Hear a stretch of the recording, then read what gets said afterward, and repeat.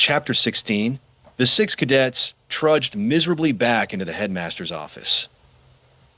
Taking seats in silence across from his enormous wooden desk, Debbie slumped against the far wall, shaking her head unhappily.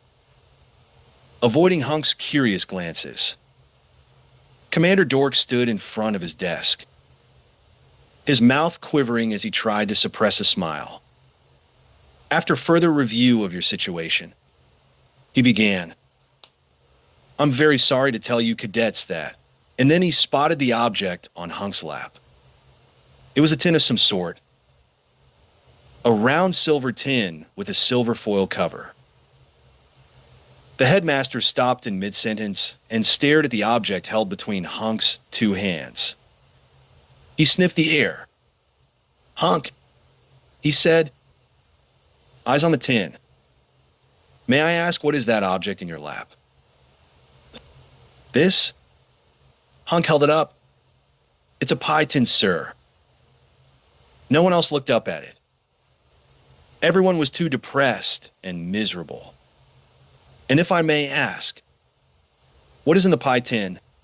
Dork asked, his eyes bulging in his head. "A pie, sir," Hunk replied, lowering the tin back to his lap. "And if I may further inquire," said the commander, leaning forward as if to hear the answer sooner, "what kind of pie does the tin contain?" "It's a cherry rhubarb pie, sir," Hunk told him. None of the other failed cadets looked up or made a sound. If they had looked up, they would have seen the commander's tongue flop out, and they would have seen him begin to drool on the carpet like a dog. "My aunt just gave it to me, Commander Dork," Hunk said, tapping the pie tin with his fingers. "Your aunt?" "Yeah, Aunt Carmela. She kind of looks after me, you know. Tries to fatten me up. She's always giving me cherry rhubarb pies. I don't even like them that much." Dork's eyes had completely glazed over. He hadn't heard a word Hunk had said. Across the room, Debbie stood up straight and perked up her ears. She had the distinct feeling something important was happening here. "Carmela Flan is your aunt?" her father asked Hunk. "Yes, sir. Aunt Carmela helped me get into the academy," Hunk said. "And she gives you pies?" "Yes. At least 2 or 3 a week. I really don't know what to do with them all." "She gives you pies?" "You already asked me that question, sir," Hunk said. "Oh, did I?" The commander reached out a hand and rolled his tongue back into his mouth. "Hunk, could I see you in private? I'd like to discuss, your situation with you." "Okay, sir," Hunk said, standing up, a confused look on his face. "And bring the pie tin with you, okay?" "Okay." Hunk began to follow the headmaster back to his inner chamber behind the front office. "The rest of you are dismissed," Commander Dork said, gesturing for everyone else to leave. With trembling hands, he reached out and took the pie tin from Hunk. "Let me help you carry that, son." And they disappeared into the tiny back room. A few hours later, the 4 space cadets were changing their uniforms, getting ready to go down to the rec room and celebrate their good news. "Why do you think the commander changed his mind and passed us?" Shaky asked. "I don't know," Hunk said, scratching his head. "After I gave him the pie and agreed to give him 2 or 3 more every week, his whole attitude changed. I guess he just finally realized how valuable we are to the academy. I think maybe he added up the test scores again and saw that we actually passed."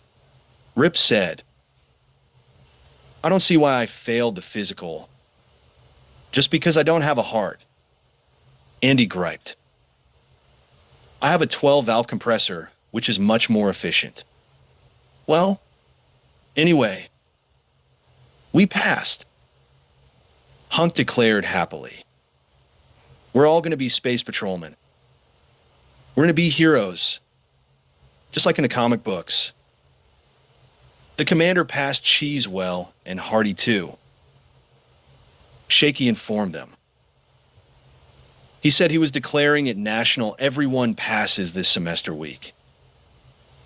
Yo, let's go celebrate. Hunk cried.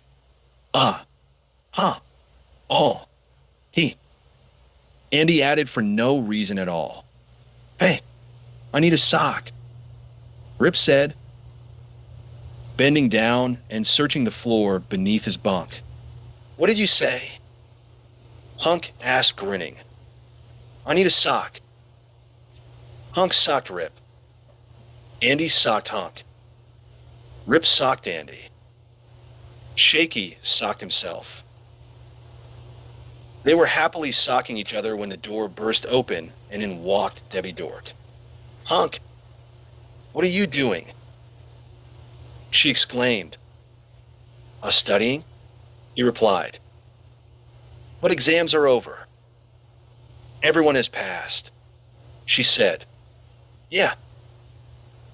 Isn't it great? I guess your dad decided he just couldn't live without us. I guess, Debbie said, unable to suppress a smile. Come on, Hank. She said softly. Why don't you and I go for a long romantic walk in the moonlight? I'll go for that, Hunk said, giving her his most winning smile. Me too. Rip called. Count me in. Called Shaky.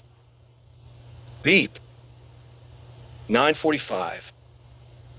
Me too, said Andy. And the five of them headed out arm in arm toward the Academy Gardens.